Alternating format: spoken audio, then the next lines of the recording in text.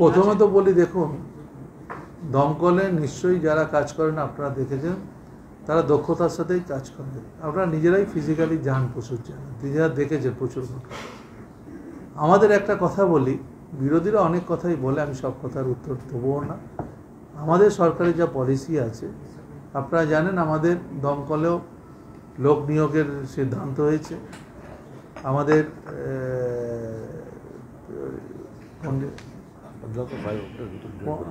1500 নতুন fire operator আমাদের join করেছে। আর আমাদের পাবলিক সার্ভিস কমিশনের মাধ্যম দিয়ে যে নতুন যেটা নিয়ম, আরও কিছু হাজার স্যাংশন হচ্ছে, যেটা পিএসসির মাধ্যম দিয়ে সেটা তাদের নির্বাচিত হবে। তা আমরা অপেক্ষা করব, কিন্তু নতুন 1500 ফায়ার অপারেটর যেটা জয়েন করছে, আমাদের কিছুটা ঘাটতি আমাদের অনেকটাই মিটেছে। আপনারা দেখেছেন, যখন কোনো ঘটনা ঘটে ফায়ার কিন্তু ঠিক সময় মতো পৌঁছে যায়।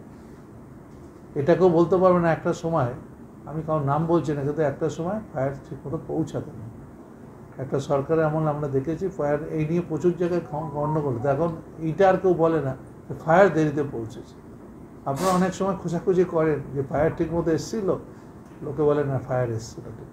ঠিক আছে, আপনাদের কোশ্চেন আপনারা করতেই পারেন, এটা তো আপনাদের ব্যাপারে আমি কেন, কিন্তু আমি দেখেছি, টিভিতেই দেখি, তখন আমি বলি গাড়ি তো গেছে, এবং আমি নিজেও তো পৌঁছে যাই অনেক জায়গায়।